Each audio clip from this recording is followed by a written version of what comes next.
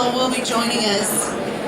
And well, she's looking for parking because you know parking out there is so much fun. Love the parking. How's everybody doing? Great. Right on, right on. My name is Morgan, and I am the president of the Marijuana Business Association, and I'm also the founder of the MJBA Women's Alliance. And today we are here to talk about women in cannabis. And you have in front of you some of the most amazing women who are leaders in our industry. And the goal for today's session is to talk about the cannabis industry, talk about our role as women within the industry.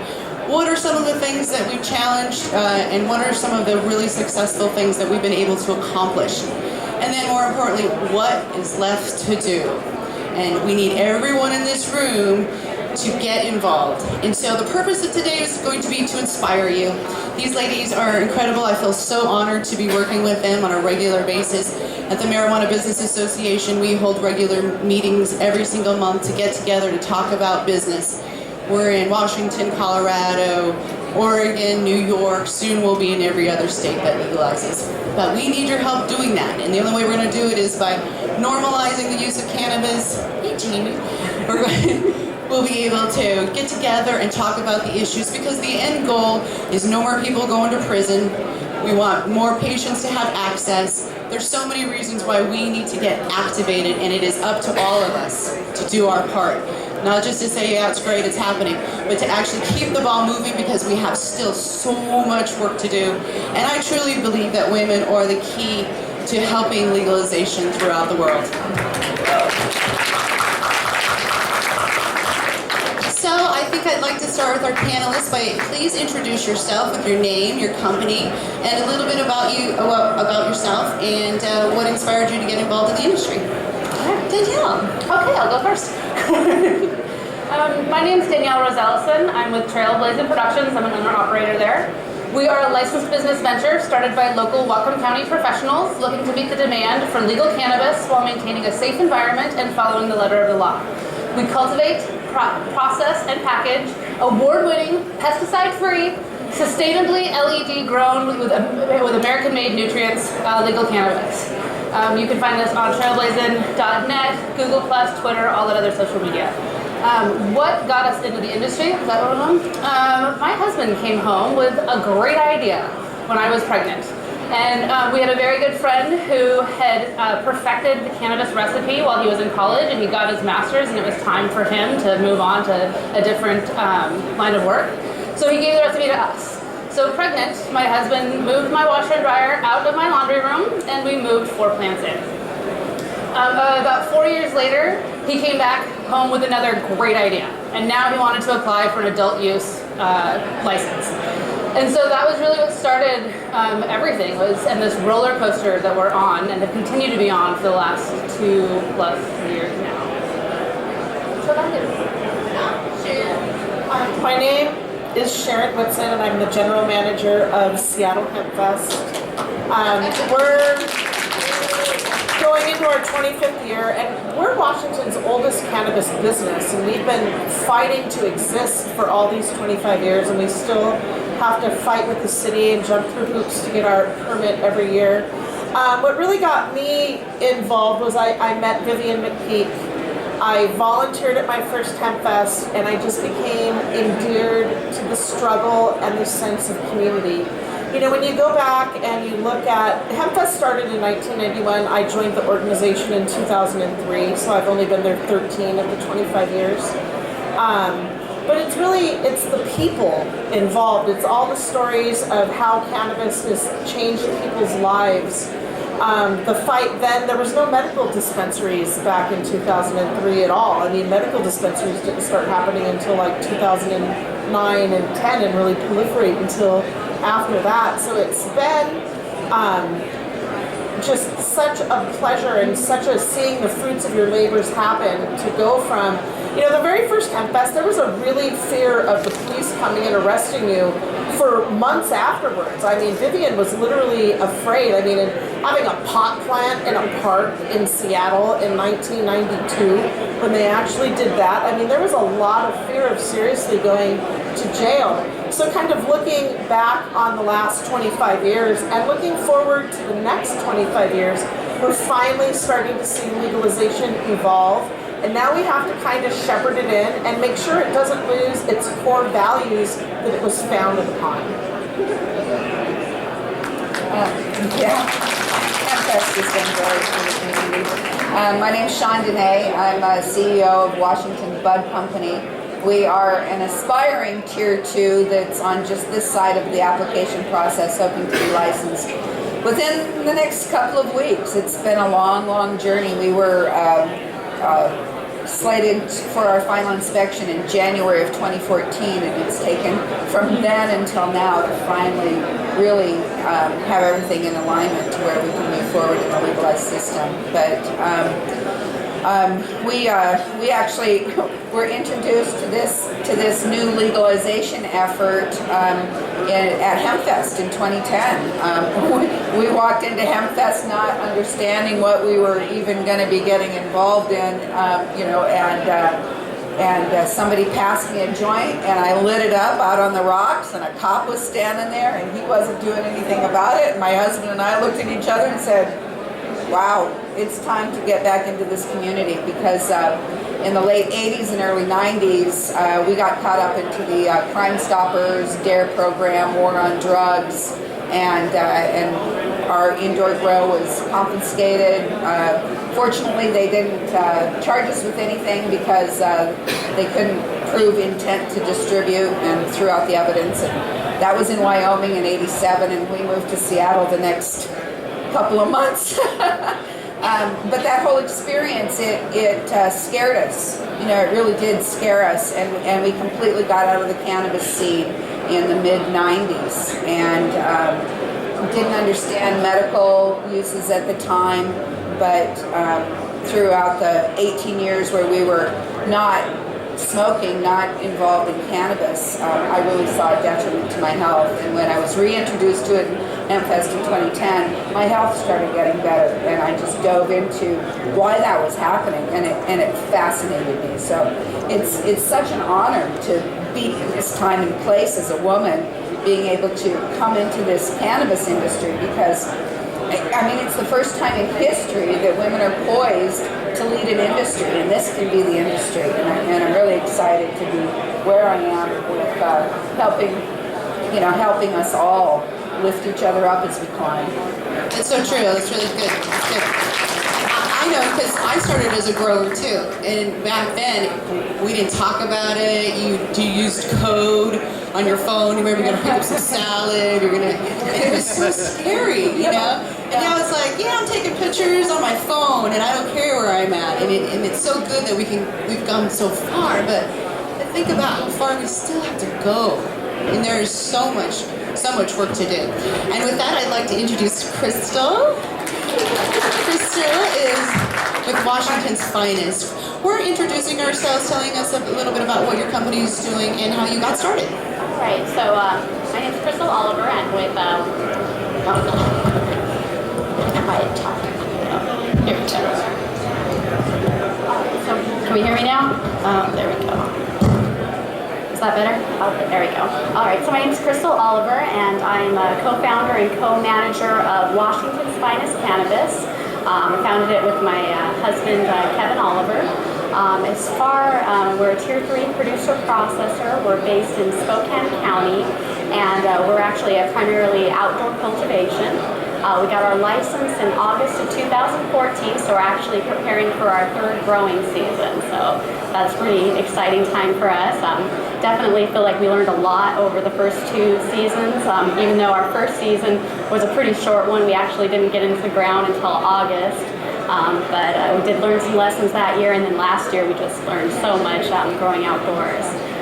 It's definitely been a wild ride. As far as how we got started, my husband's the executive director of Washington NORML, and so through my volunteerism with NORML, that's really how I got exposed to marijuana. And it was really more about the social justice issues for me than it was about actual marijuana.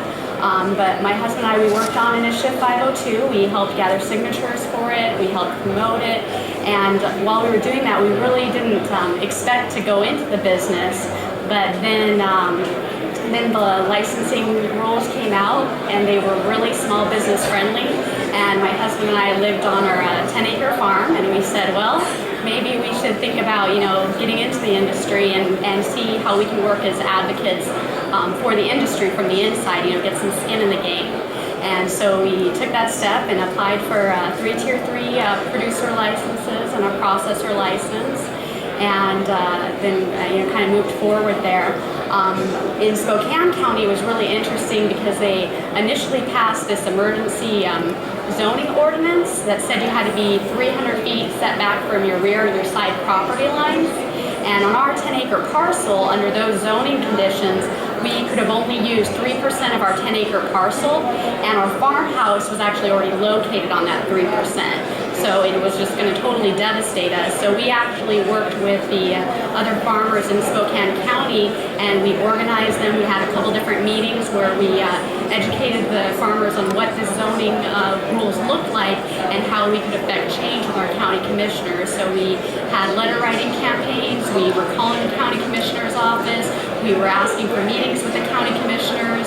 And then we went to their hearings, and the hearings actually lasted for 4 hours with us testifying about our businesses and about how we were normal businesses that needed to be treated like agriculture and not like toxic waste or however they were trying to zone us. And so we did end up successfully convincing our county commissioners to allow our businesses to move forward. We ended up instead with 300-foot setbacks from the primary residence of our neighboring parcel. So it was a huge win and allowed us to continue with our plans with only a small alteration to our layout on our property. And then most recently I worked on an issue with the Building Code Council.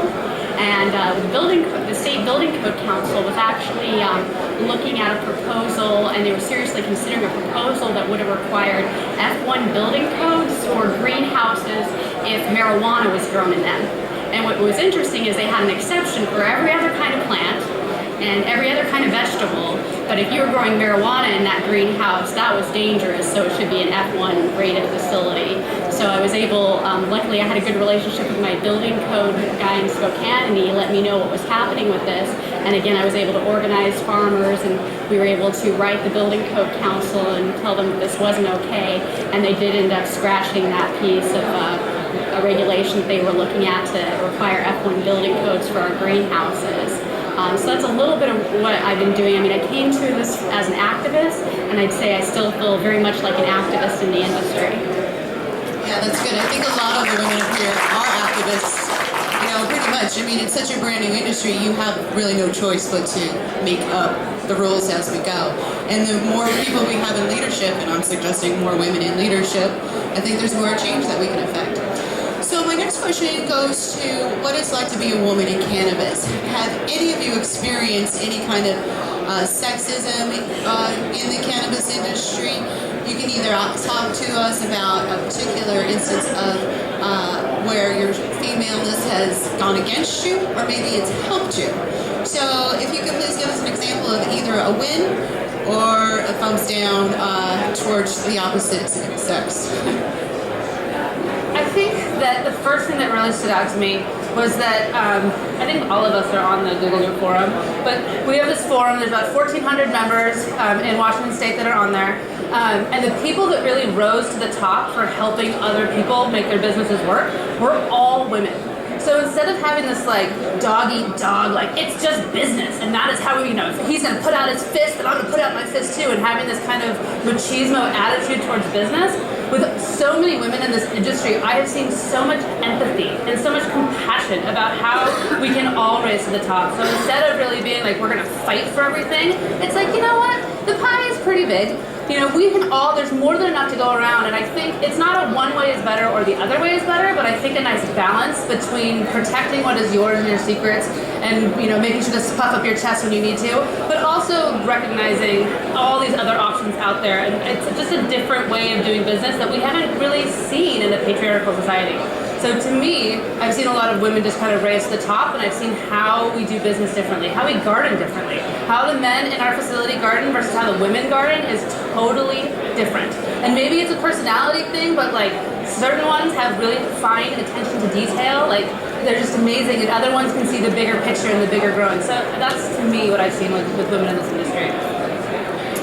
I think I'm really fortunate in the men that I work with. Really admire and turn to me for what's going on, and I feel so fortunate in that, because in the electronics industry, which I was in previously, I felt the exact opposite. I didn't feel my opinion valued. I did not feel a part of a community, and I think the men that I work with in cannabis have been amazing in that regard, and very opposite of my prior experiences. We also, a lot of us, I think all of us belong to the Women of Weed, which is a women's social group within marijuana. And it's kind of founded on the principle that we don't all need to reinvent the wheel. We're all, as businesses, facing a lot of similar issues, and we can all help each other by networking together socially and getting to know each other, and how we can strengthen ourselves as women to help in sisterhood other women rise in the industry, and that's been an amazing thing to be a part of. Yeah, I don't know, I've owned my own businesses for so long, it's hard for me to feel sexualized in any way because I'm the boss, so, you know. So I really haven't experienced that, although as a general overall kind of umbrella feeling about the time in which we live right now, you know, we went through the 50s, 60s, Industrial Revolution, and the 70s, you know, the hippies rising and all of that, and, you know, we were going to change the world. You know, we saw the problems that existed, and, you know, doggone it, us hippies were right, you know. It's like, we need to save our earth, we need to be socially responsible, we need to be community supporters, we need to be active and engaged. And now, you know, without getting too woo-woo, I mean, we are in the age of Aquarius. So, you know, I have coined the term age of modern business. And so I think with more and more women at the helm of not only this industry, but any industry, the United States government, you know, whatever it is, I think really we are poised to have more of a balance with how things have been done in the past. You know, more of a shark kind of mentality has the opportunity to turn around with more of a social responsibility as how we move forward in business. So. Okay, so your question was sexism. Have I experienced it in the cannabis industry? So there's one thing, in Washington, what I've noticed as far as like the advertising and promotion, for the most part, it's really, friendly to women. I don't see a whole lot of women being sexualized in our advertising or packaging or promotion. In Colorado, I saw a little bit more of that, where they have, girls in bikinis standing on corners waving signs to bring customers into their dispensaries. So I have to say, as a Washingtonian, I'm really glad that I haven't seen any of that here yet. I have started to notice that there are some folks who are kind of starting to push those boundaries on packaging, where they are, objectifying women and using women as a sexual object to, sell their cannabis. I personally, my business will never, sexualize or objectify women to sell our cannabis. I don't think it's necessary, and I would probably do my best to not do business with those folks who are. And I think that's something, we're a brand new industry, so we really have a choice, right? Like, we could choose that that's just not okay in the cannabis industry, that, we want women to be treated fairly. We don't want to see women sexualized and objectified to sell a product. I mean, we really could choose to have this industry be different. And I guess for me, as someone who's here,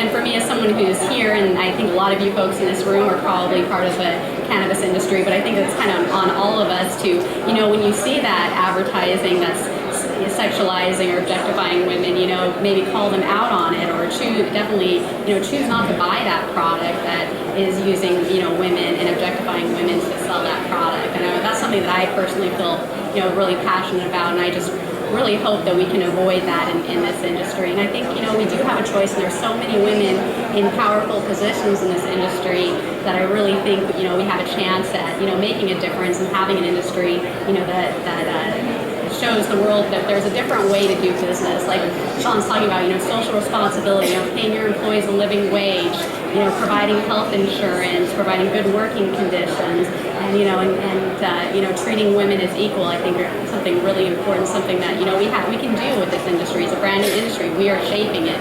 We can do that with the industry. I totally agree. There's no place for sexism in cannabis. I mean, it's a female plant and we love her. We should honor and respect her. And so I really appreciate you saying that, Crystal, because it is a little bit of a challenge, but I think we can really do it. And I think the more men know that we're not cool with it, we're not going to buy your products, because after all, we are your mothers, and that's my next topic. All of us here are mothers. And what was that like telling your children? And how do you speak to kids about cannabis? Who wants to take that first, Danielle? Yeah, so my kids are 3 and 6. They're very little. We have not discussed, it's not appropriate yet to discuss cannabis on a greater scheme of things. But my daughter did look at me the other day. She does ask questions every now and then about, what's that plant or this and that. And she asked me the other day, she goes, Mama, does that plant that you grow, does it save people's lives? And it was so striking to me that, first of all, this little girl, and we're in 502, so we're not allowed to talk about health benefits, but this little girl, that from what she has seen and what she's heard, that is her perception of what this does. And it's also, on top of that, she's never going to know a world where cannabis wasn't legal in Washington State, right? And so that is so weird to me. But we hope. My son is 17 and he's not a cannabis user, and he's almost annoyed by my cannabis use. It's kind of funny. My son also volunteers at Seattle Hemp Fest, and it's taught him a lot of good leadership qualities, and he really has the same kind of a view. He hopes he doesn't have to smoke marijuana because he hopes he doesn't ever get sick, because he's seen through my activism I've had so many friends die, because when you're working in medical marijuana, you're working with a lot of sick people. He's seen debilitated lives. He's seen my own cancer struggle. And so he has kind of a weird perspective. But the story I want to tell is, when he was 13, I had a nephew that was here visiting, and they were at my sister's house. My nephew says to my son, they're home all alone, hey, I found my dad's bong. Do you want to check it out? And my son's like, nah. And he's all, no, let's go check out my dad's bong. And my kid's like, and my parents have a few of those. I don't need to see your dad's bong, If that had been other kids that weren't educated about marijuana, they would have been in that bathroom playing with that bong together. But since my son was talked to about marijuana his whole life from a medical perspective, and it's everything in perspective in your life. I mean, I worry as a parent, I feel like our sin pyramid is upside down. We've demonized marijuana, the thing that's not going to kill your children.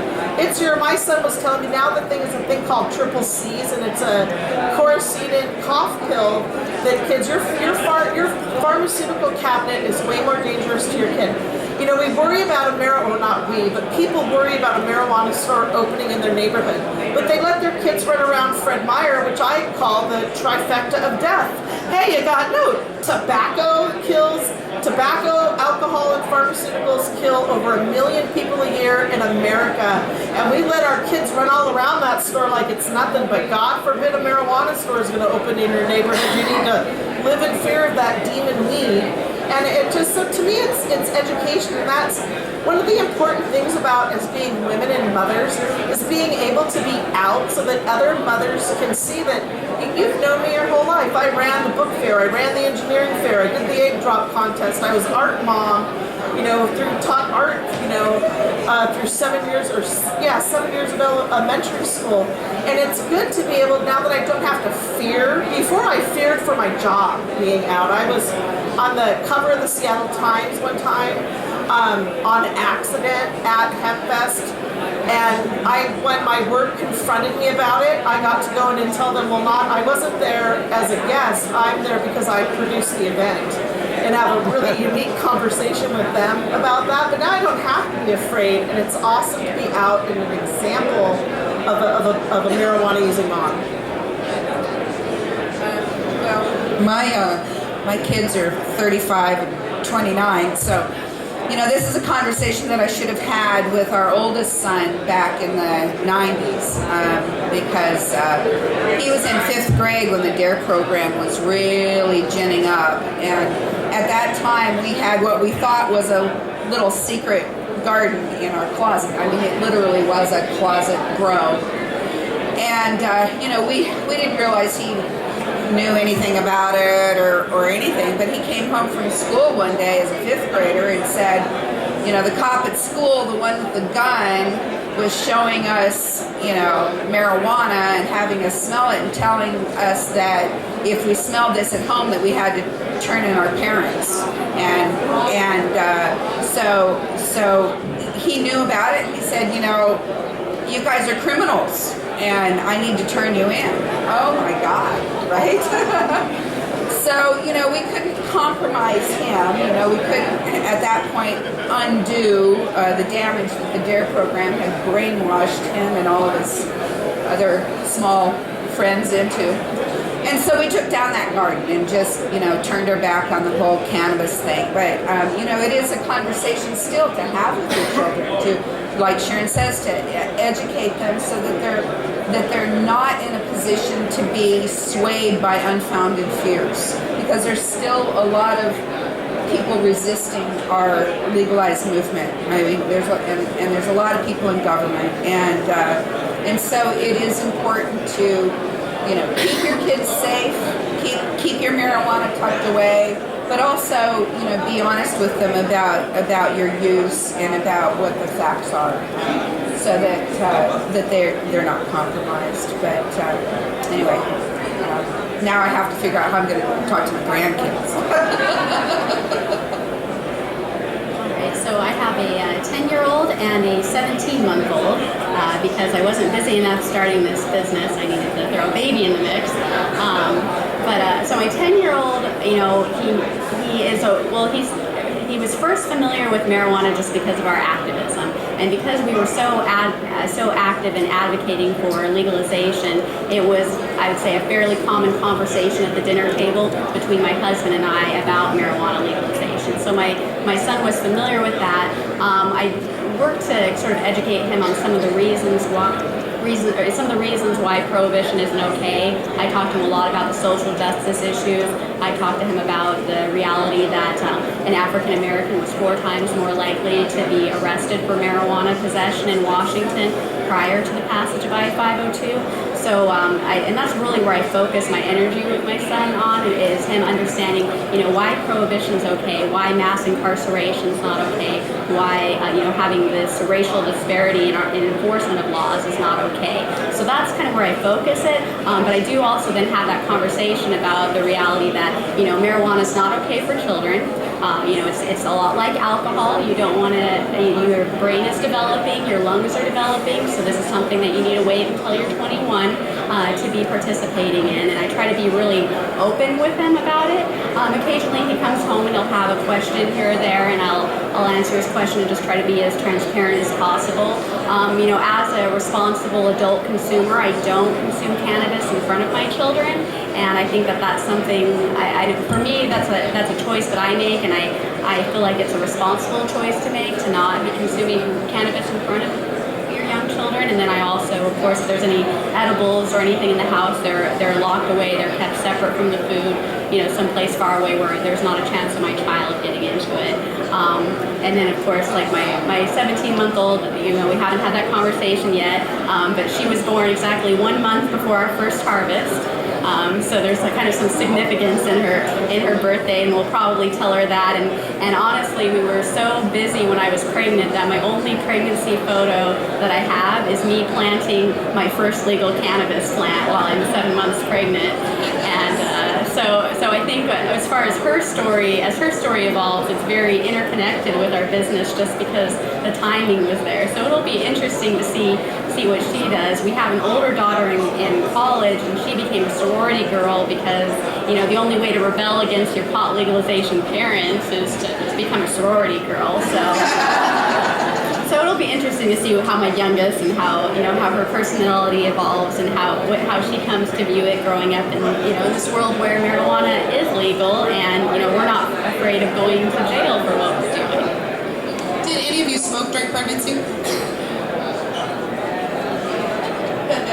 No smoking during pregnancy? No, but I know a lot of people who did. Yeah. And a lot of people who talked to their doctors about it, and they had horrible morning sickness.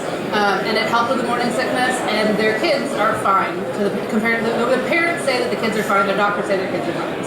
And that was the situation with my daughter-in-law. Yeah, she was horrible sick until, she was able to consume a little cannabis, and that just took her through her pregnancy. And our grandson is just fine and fit as a fiddle. So That's good. Well, my kids are 24 and 26, and as soon as they went off to college, I planted my grow in the master bedroom. And so the only thing they were pissed off about is they had no place to sleep when they came home. I was like, oh, sorry, man, Mama's got to make a living. And this is what's happening now, and let's talk about it. So we started the open dialogue, and my born-again Christian daughter wasn't a fan, but I got my son into working for me. He was trimming those buds. I was like, work a little harder, a little faster, son. We got a whole crop to do. Let's do it. So, next topic. Where are all the women funders? When we go to raise money, it looks like there's more men handing out the money to support the women businesses. What's going on with our banking, funding, and how do we survive if we can't raise money? good question. Anybody Here all day. not first on this one? Yeah, it's tough, and you're right. I mean, the only funding sources that I've come in contact with are all men, and yeah, a couple of them are in this room. And I don't really know. I think it's just a reflection of the way business has been in the past. The reality is in corporate America, men rule, and so obviously they are more in a position to have sources of funds than women are in general, and so I would love to see some more women come in and own that space, but we are really young still in this industry, and we're not a given. I mean, we cannot take legalization as a given. We've still got a lot of work to do, and as the industry gets more and more established and the markets get more and more stable, I think there's a lot of change yet on the horizon, and hopefully we see more women leaderships that are heads of hedge funds and investment come into the space and help us out. Yeah, I too think it's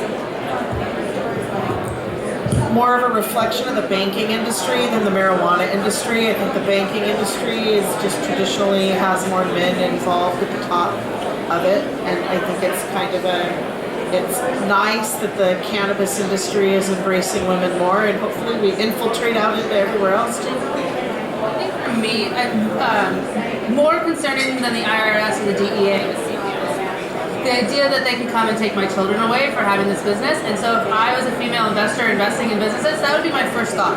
And that's a really, really scary thing to think. So I think that might have prevented some people from investing in this industry. Our investors actually is a married couple. They are first generation immigrants, and he doesn't use cannabis, but she loves cannabis. And so she was really the driving force behind getting her family to invest in our company. Yeah, I mean, here in Washington State, with our limits on who we can receive financing from, and for right now it being limited to Washington State, I think is also, of course, a contributing factor to the lack of financing coming from women-owned women-owned businesses. Do you think we'll see legalization anytime soon? Removed from Schedule 1? Anytime soon? We're betting on it. There's a United Nations Convention of 1961, and the United Nations is having a special drug meeting, policy meeting on April 19th, 20th, and 21st this year to talk about drugs.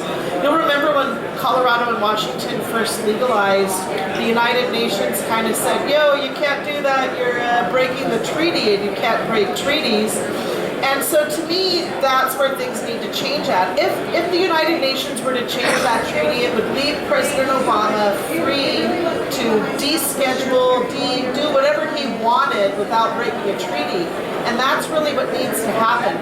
I've been trying to figure out who our representative in that meeting is, and I've been unable to, and I would love Sharon at hempfest.org if anyone could, if figure that info out and get it to me, because I'd like to start a policy of getting people to lobby that person towards sensible policy. But bringing up this latest meeting is South American and Central American countries are tired of the drug war. The drug war is hurting their families as much as it's hurting our families here, and they want to look at doing it in a more humanitarian fashion.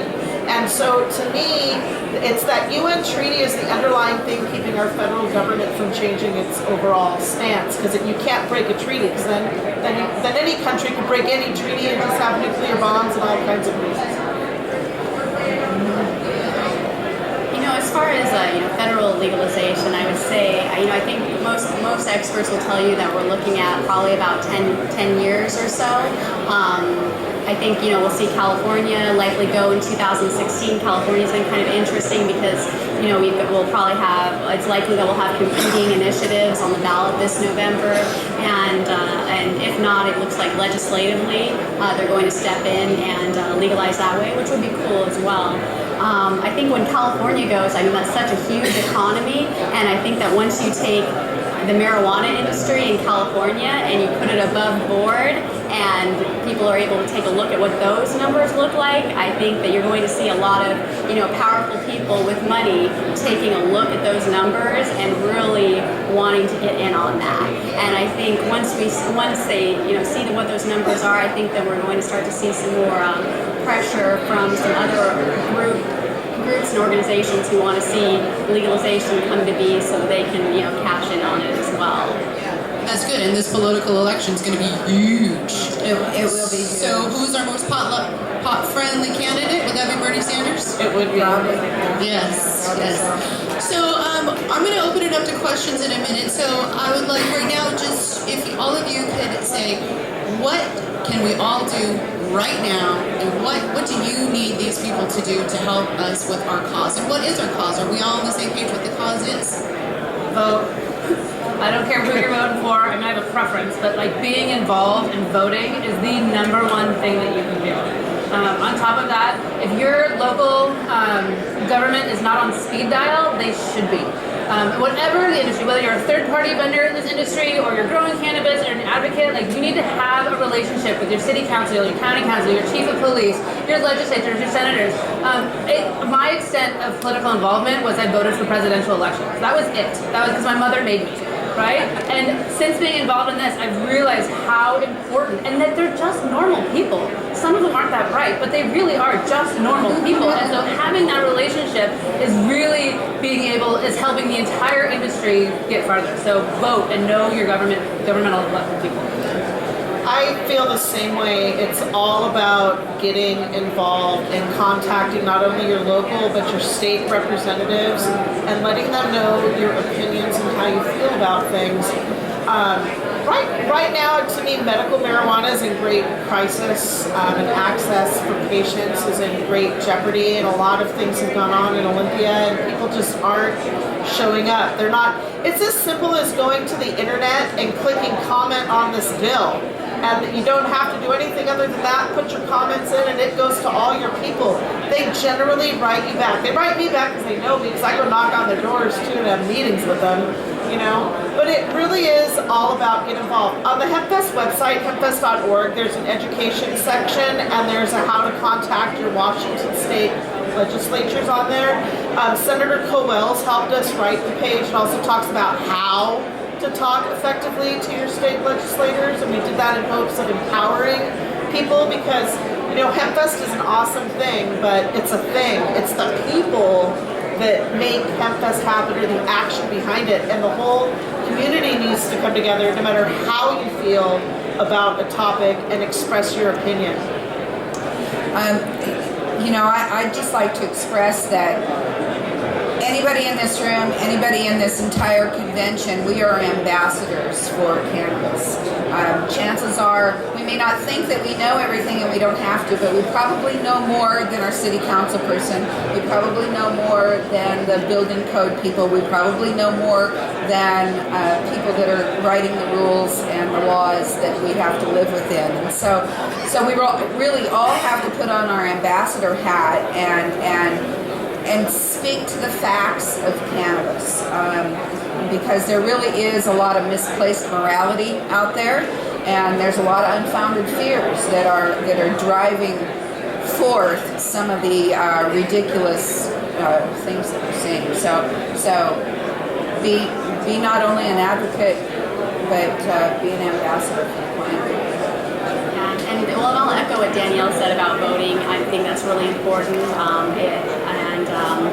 You know, in the last couple of years, I've grown to, you know, I've gotten to see some of the differences that just a few voters can make. Like Clarkson County, the city of Clarkson, for example, had a ban, and so they had 2 stores that were opening and closing based on where their court case was and what kind of injunction they had in place. And they actually went and educated their constituents, their customers, about the city council members and who was, you know, hindering them from being able to open for business. And through that store's educational efforts of their customers, they actually, this last November, they elected 3 new city council members and then elected a new mayor. And that was huge. These were people who had been in office for many years. A lot of years they had run unopposed, but they were able to, you know, educate their customer base on who they needed to vote for so they would be able to open up their businesses. And so I think it's really, you know, neat just to, I think speaks to the power of those votes and that you really can make a difference. And I would say I've come to the realization that those local elections are super, super important. Your county commissioners, your city council members have just a huge impact on your day-to-day life. And so I'd say, you know, if you're voting, you know, educate yourself about your local city council and county commissioners. If you are a cannabis business owner and you don't know who your county commissioners are and your city council members are, you're not doing your job. You should know who those people are, and better yet, they should know who you are. If they have a question about marijuana or somebody else gets their ear complaining about marijuana, they should call you for a fact check. I have that sort of relationship with a couple of my county commissioners and with my building plan director, and I think that's a really good place to be, is that they see you as a reasonable, you know, professional business person who, if they have a question about cannabis, they can give you a call and you'll give them an answer that's accurate and reasonable, and you can come up with solutions together. Getting in on that conversation with your elected officials is just so critical and so important. And I would say even if you're in a county or city that is friendly to marijuana businesses right now, I would say that isn't an excuse to not get to know those folks, because we're starting to see, I think, some more pressures on our businesses from the local city councils and commissions. I think part of it's because our neighbors who don't like us, you know, the NIMBYs, are continuing to complain, and some of them are getting a little louder, and now they've had more time, so I'm noticing that they're starting to organize a little bit more.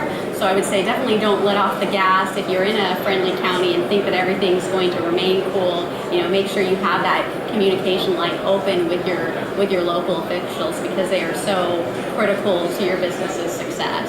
It's so true. I mean, so many moratoriums and bans are still happening, and you know, the best way to help is to get out there and support those businesses, because there's so many ignorant people still, so many people who know nothing about cannabis and just like, oh my God, it's a drug and we're all gonna die. But the sky has not fallen. The sky is not falling. Are there any questions out there in the audience for any of these beautiful, lovely ladies that you'd like to ask? Any questions of?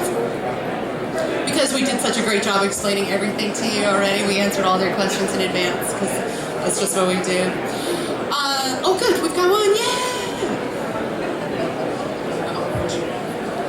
Some business cards from you ladies, because I'm Alaskan, and 5 days from now we can apply for our applications. Yes. So that's why I'm here. Good job, Alaska. Let's go, Alaska. Hi, I was just really moved by what you said in terms of sexism and marketing in the industry, and I saw an opportunity to call out a group, which I think we should do here, and this is a safe space to do here, and if anyone has a problem with it, come see me.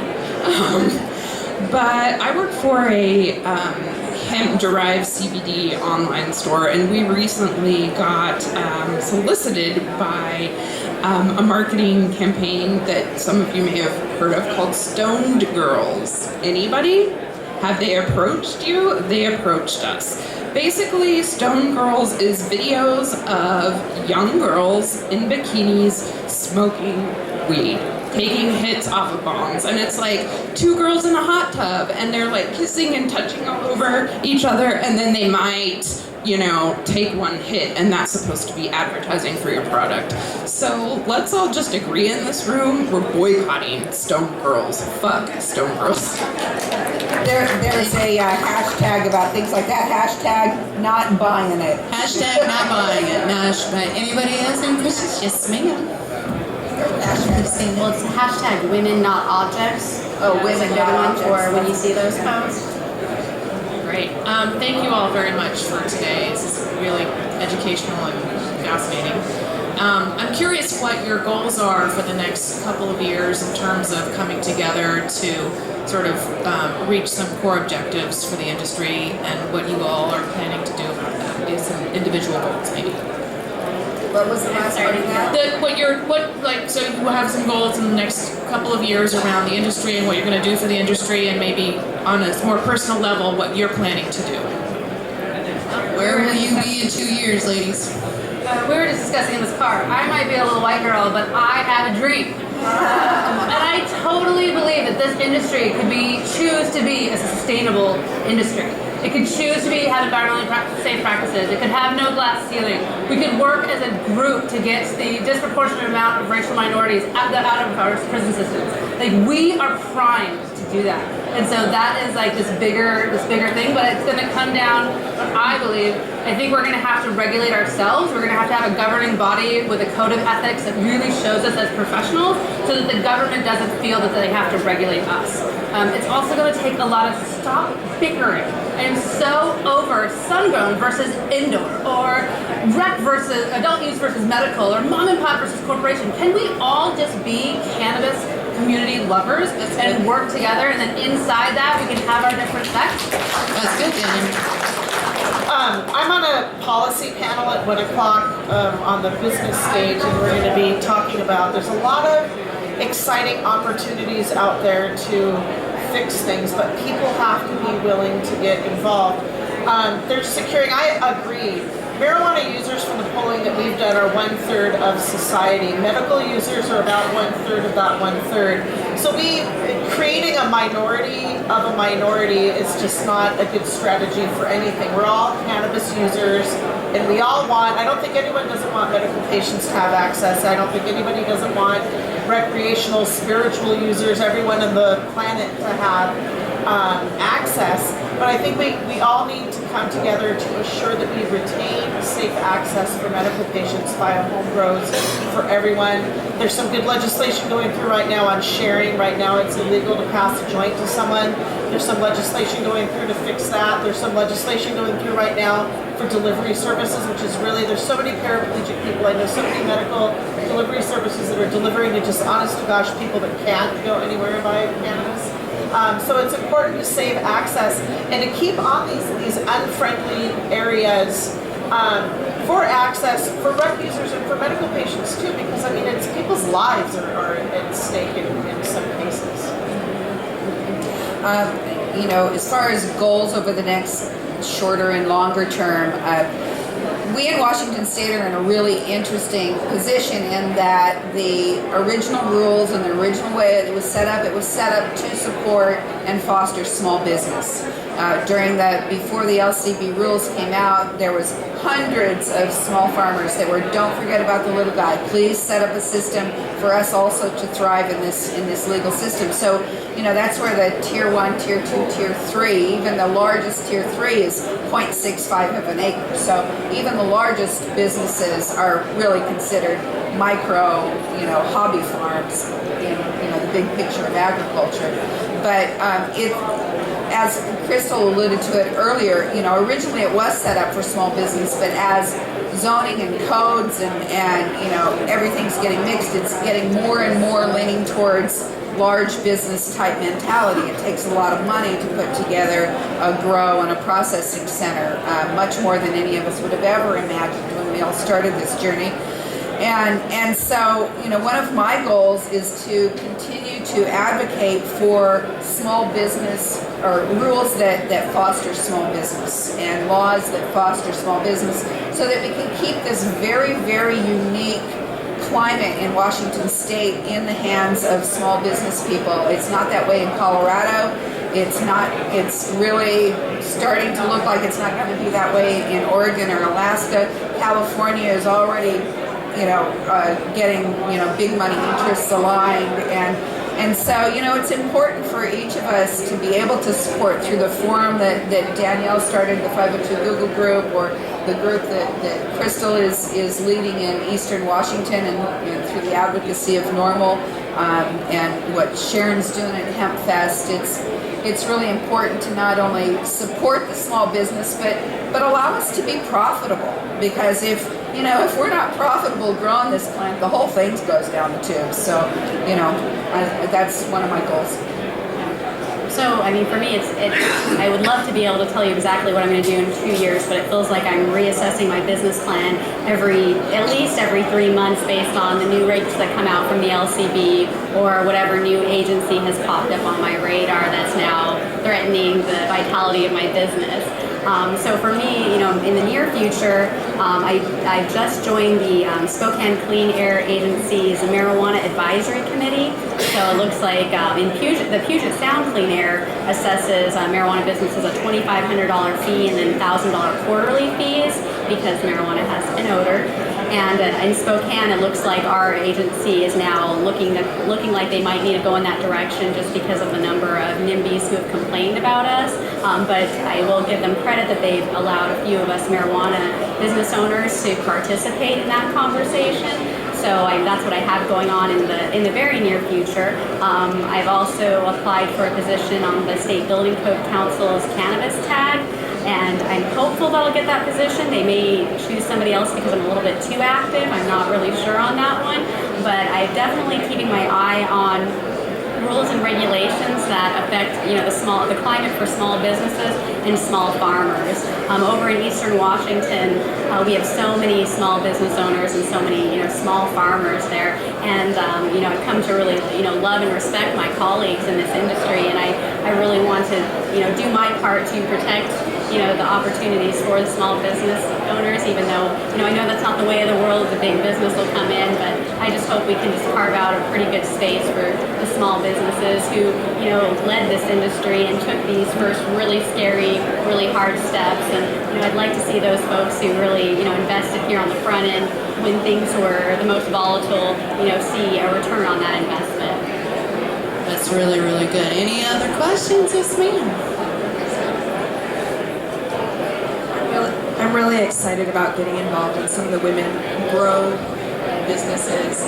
Even though I'm not specifically in the grow industry, I want to be more in the accessory side for women and mamas specifically. Would you please each tell me a networking group that you think I should get involved in locally? MJBA Women's Alliance. Just let me say that real quick. Anybody else? I like the Cannabis Alliance. For me, I like things that are male and female because I think that we get a broader perspective that way. And because of our industry, I see a lot more women involved in it. I was going to say the Women's MJBA or the MJBA also. Yeah, absolutely, the Women's Alliance. I'm a member of just about anything I can become a member of. You throw out an acronym and I'm probably a member. Because I really felt that I needed to have conversations in all the different circles so that I could have a real nice umbrella view of what is going on. And so I really try not to pigeon myself in just one thing, to spread it out. So, there's normal women, there's women's alliance. But, I love what we're doing in women's alliance. Yeah, and I would echo that as well as the MJBA Women's Alliance is a really good, large group of women in the state, and I think that those are definitely events worth going to for sure. Right, the MJBA Women's Alliance gets together and we talk about politics, we talk about sexism, we talk about everything that's important to women in a safe environment. And it's not to say that we all have the same opinions, and it's not to say that we all play nice all the time, because some of us are a little more aggressive than others, a lot of alpha females. which is actually, we get a lot of shit done when we do that, it really is true. I mean, there's some things that we just really do when we're together, and it's not to sit around and gossip and bullshit, it's to get shit done. I know that all of you are working the hardest you've ever worked in your entire life. Me too. This is for the least amount of money, the hardest work, the most sacrifice, the most stress, the most gray hairs. It's so much work, but in the end, when we fall in bed, I mean, there's a sense of accomplishment when we get home. We're like, the needle has moved a little. Sometimes we get set back, but then sometimes we can go forward. And I say that the only way we're going to continue to move forward is if we all do it together. Men, women, everybody in the industry just needs to work together. So, thank you guys all for coming today. I'd like to thank every one of our beautiful panelists for being strong, inspirational. I mean, really, I am a member of so many women's groups as well because I feel so empowered when I leave.